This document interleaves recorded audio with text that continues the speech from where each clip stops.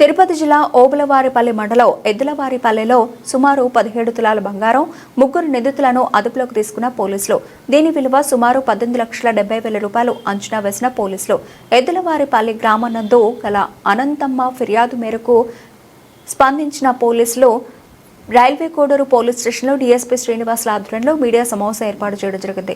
DSP మాట్లాడుతూ ఈ నెల 20వ తేదీన మండలం ఎద్దులవారిపల్లె అనంతమ్మ మరియు ఎద్దుల మౌనిక ఫిర్యాదు మేరకు పోలీసులు చాకచక్యంగా అదే గ్రామానికి చెందిన ముగ్గురు యువకులపైన డౌట్ రావడంతో వారిని విచారించి దొంగతనం జరిగిన బంగారాన్ని మొత్తం రికవరీ చేయడం జరిగింది.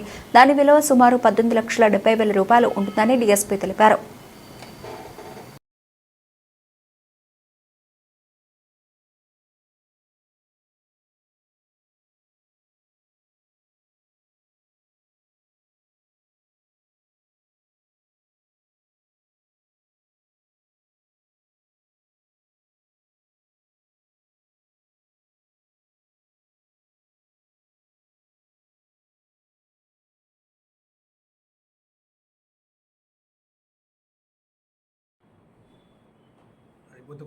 పర్మిట్ చేస్తే ముద్దాయి పక్కన నిలబెడతాను. అంతేలే సార్.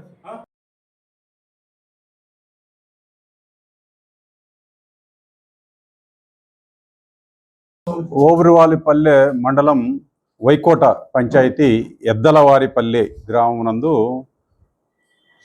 అనంతమ్మ వాళ్ళ ఇంట్లో మళ్ళీ మౌనిక వారింట్లో దొంగతనం జరిగినట్లుగా మనకు కంప్లైంట్ ఇవ్వడం జరిగింది. ఈ కంప్లైంట్ పైన ఓబులవారిపల్లి పోలీస్ స్టేషన్లో కేసు నమోదు చేశారు.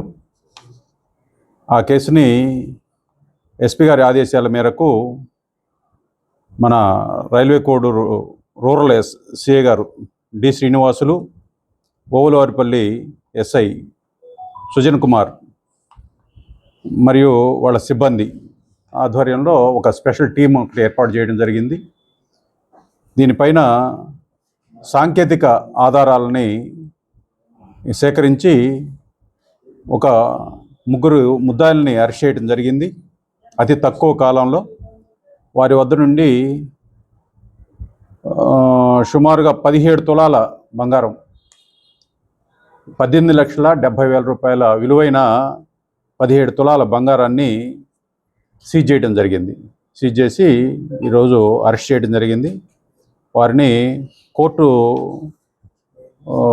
రిమాండ్ నిమిత్తం పంపించడం జరుగుతుంది. అలానే ఈ సందర్భంగా మేము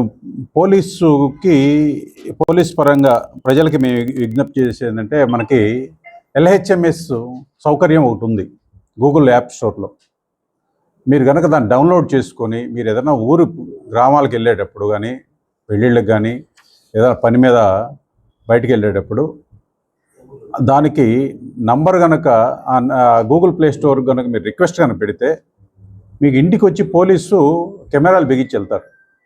మీ ఇంటికి 24/7 మీరు వచ్చేంతవరకు కూడా,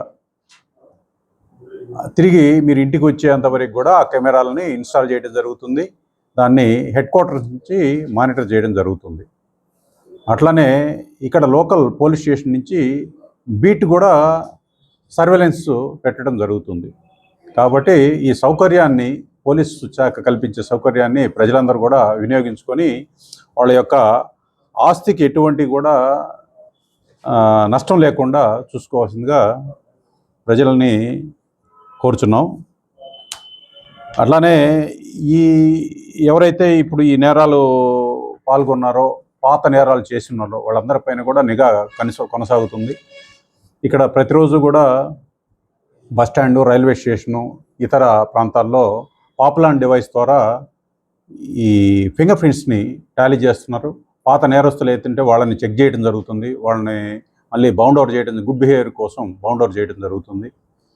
వీళ్ళు కనుక మళ్ళీ పాల్గొంటే వీళ్ళపైన కఠినమైన చర్యలు తీసుకోవడం జరుగుతుంది.